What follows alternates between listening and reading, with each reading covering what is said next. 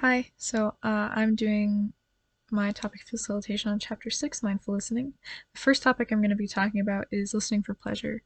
Now, the textbook describes listening for pleasure as um, kind of listening as a way to just enjoy what you're listening to. You don't have to really communicate with people. You're not having to listen for information or organize material or whatever. You're not having to interpret it or respond or remember anything. It's simply just for pleasure and enjoyment.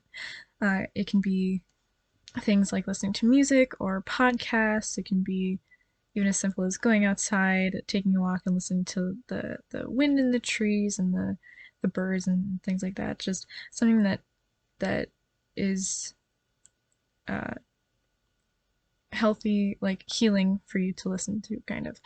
Um, and but I think that you can also communicate with someone and listen for pleasure. This goes into my first question.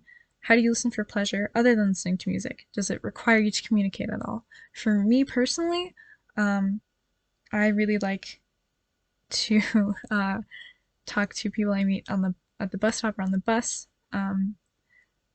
It just hearing stories and things from people who I might never see again, and just having a little snippet of their lives brings me a lot of joy. And so I listen to the people I talk to for pleasure that way.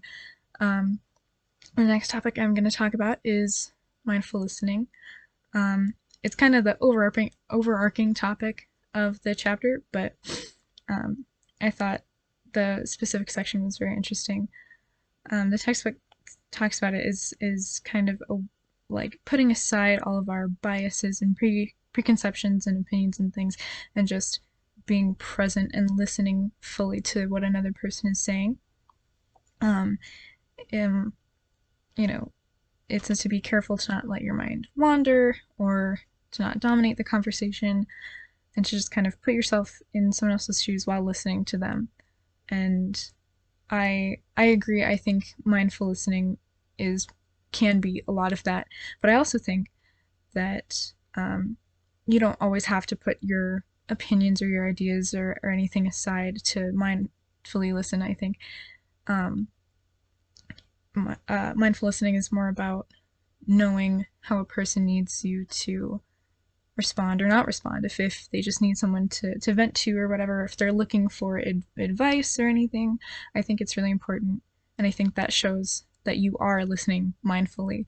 Um, and that goes into my second question. Do you think mindful listening can be done when including bias and personal opinions? Why or why not? Thank you.